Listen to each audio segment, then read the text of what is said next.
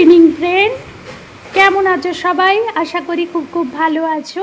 আমিও ভালোই আছি।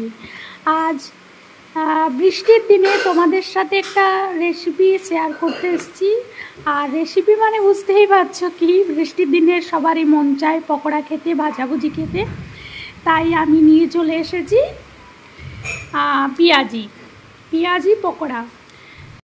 তো চলুন বেশি কথা না বাড়িয়ে ভিডিওটি শুরু করা যাক, দেখতে থাকুন লাস্ট পর্যন্ত। এবার পেঁয়াজি ভাজার জন্য প্রথমে আমি 4টি পেঁয়াজ কেটে নিয়েছি, বড় বড় 4টে পেঁয়াজ। আর নিয়েছি বেসন, আর নিয়েছি কিছুটা, এর থেকে কিছুটা হয়তো বাদ যেতে পারে, চালের গুঁড়ি আছে। আর এই দেখো লঙ্কা কুচানো রয়েছে। আর পরিমাণ মতো নিতে হবে, যে যেরকম ঝাল পছন্দ করেন সেই অনুপাতেই লঙ্কা আর লঙ্কা গুঁড়ো দিতে হবে। আর পরিমাণ মতো লবণও নিতে হবে, সাথে হলুদ গুঁড়ো। ব্যাস এই কয়েকটা ইনগ্রিডিয়েন্টে আমি বানিয়ে নেব আজকের পেঁয়াজি। এটা বৃষ্টির দিনে বিকালের নাস্তার জন্য খুবই ভালো, আর খেতেও ভালো লাগে। যেহেতু এখন বর্ষাকাল, সেহেতু এখন বৃষ্টির দিনে কি খাবো মন চায়, তো তাই বানিয়ে নিই। চলুন তাহলে দেখতে থাকুন, ভিডিওটি জুড়ে থাকবেন। ভালো লাগলে অবশ্যই একটা লাইক, কমেন্ট অ্যান্ড শেয়ার করে দেবেন। আর যারা আমার নতুন বন্ধুরা আছেন তারা প্লিজ আমার চ্যানেলটিকে সাবস্ক্রাইব করে পাশে থাকবেন। আর বেল আইকনটি অবশ্যই দাবাবেন, না হলে আমার নিত্য নতুন ভিডিও আপনাদের কাছে পৌঁছবে না। আর জলদি পৌঁছানোর জন্য বেল আইকনটি অবশ্যই দাবিয়ে রাখবেন। চলুন দেখতে থাকুন ভিডিওটি লাস্ট পর্যন্ত। প্রথমে আমি একটি বোল নিয়ে নিলাম, তারপরে প্রথমে আমি নিয়ে নিলাম কুচানো পেঁয়াজ। এরপর এর সাথে দিয়ে দেব চালের গুঁড়ো দিলে খুব ভালো হয়, ক্রিস্পি হয়। এরপর দিয়ে দেব বেসন।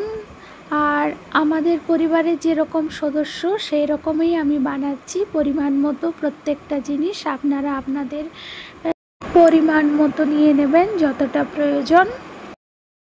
পর দিয়ে দিলাম হলুদের গুঁড়ো, তার সাথে দিলাম লঙ্কা গুঁড়ো, আর দিয়ে দেব কুচানো লঙ্কা।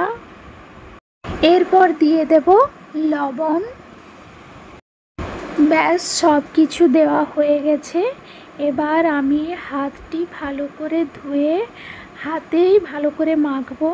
চামচ দিয়ে মাখা বেশ একটা আমার ভালো লাগে না, এই জন্য আমি হাতে করেই মাখবো। আর দেখুন অল্প অল্প করে জল দিচ্ছি। আর যেরকম আমরা আটা মাখি সেইভাবেই মাখতে হবে, খুব একটা নরম করবেন না, তাহলে মুচমুচে ভাবটা চলে যাবে।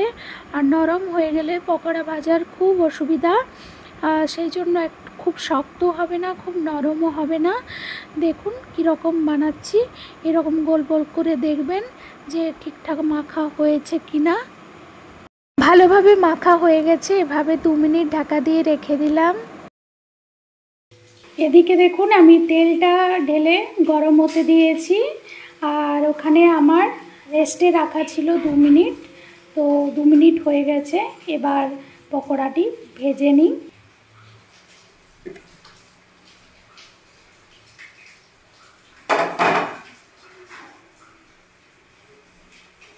দেখুন কীরকম হয়েছে, একদম যে আঠালো শক্ত শক্ত লাগছিল সেটা আর নেই।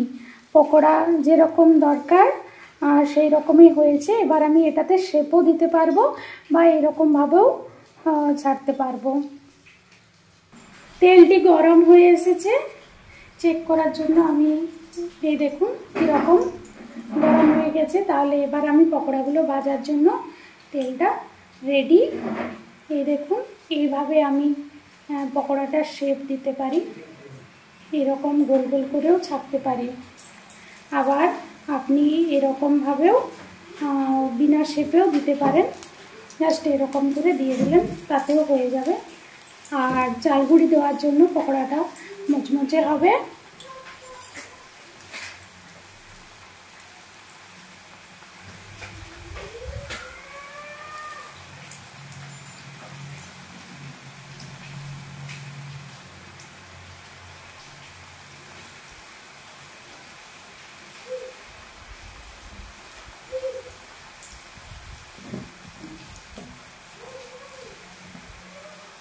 এইভাবে প্রত্যেকটা আমি শেপ দিয়ে দিয়ে পকোড়াগুলি ভেজে নেব।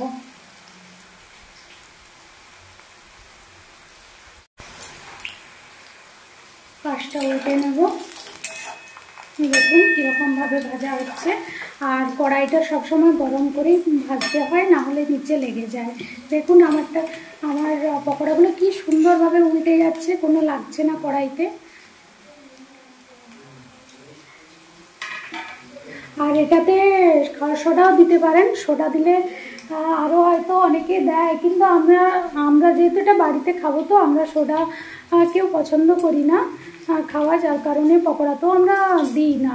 সম্ভবত খুবই না প্রয়োজন হলে আমরা খাওয়ার সোডা দিই না, তো যার কারণে আমি সোডা দিলাম না। সোডাও দিতে পারেন আপনারা, আপনাদের পছন্দ মতো দিতে পারেন সোডাও। সোডা দিলে আরও ফুলে উঠবে, সেই জন্য সোডা দেওয়া। যাই হোক আমি সোডা দিলাম না, আমি বিনা সোডাতেই দেখুন আমার ফুলেও উঠেছে, বড়ও হয়েছে। আর এটা খেতেও ভালো লাগবে, যেহেতু চালের গুঁড়ো দেওয়া আছে, বেসন দেওয়া আছে। বেসন তো দিতেই হবে পকোড়া বানানোর জন্য, কিন্তু চালের গুঁড়োটা আমি দিই। চালের গুঁড়ো দিলে এটা আরও বেশি ভালো লাগে, মুচমুচে খেতে লাগে, যার কারণে চালের গুঁড়োটা দিয়েছি। আপনারাও স্কিপ করতে পারেন, শুধু বেসন দিয়েও করতে পারেন। এই দেখুন এইভাবে লাল লাল করে ভাজা হয়ে গেল প্রায়। এবার আমি এটা তুলে নেব।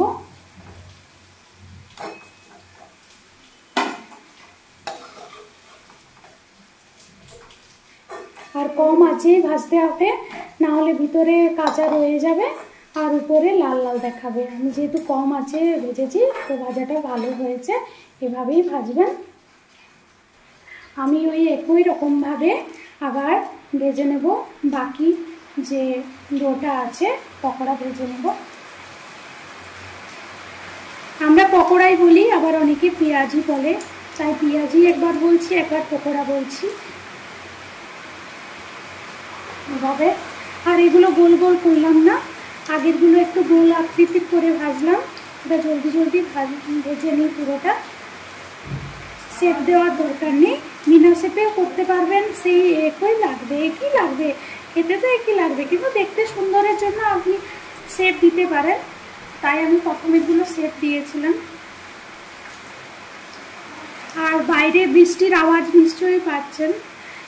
বৃষ্টিতে বিকেলবেলায় খুব মজা লাগে, চায়ের সাথে খেতে পারেন, এরকমই খেতে পারেন পকোড়া। আর চায়ের সাথে তো অপূর্ব লাগে খেতে, বিকেলের নাস্তার জন্য পকোড়া খুবই ভালো। এমনটা নয় যে চায়ের সাথেই খেতে হবে, তবে আমি চায়ের সাথেই খাবো।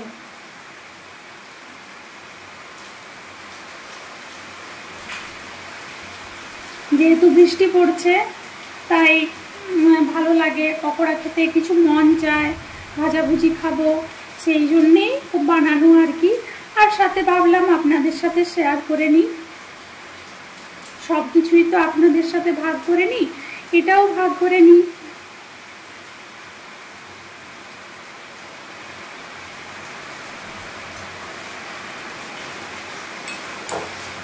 এগুলো সেম পদ্ধতিতে ভেজে তুলে নিচ্ছি।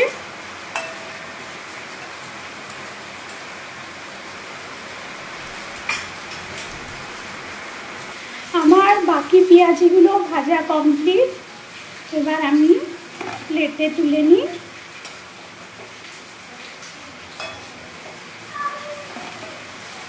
দেখুন কি সুন্দর মুচমুচে ভাজা হয়েছে, তাই না?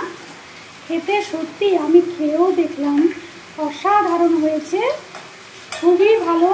এটা সস দিয়েও খেতে ভালো লাগবে, আর চা দিয়ে তো বলারই না।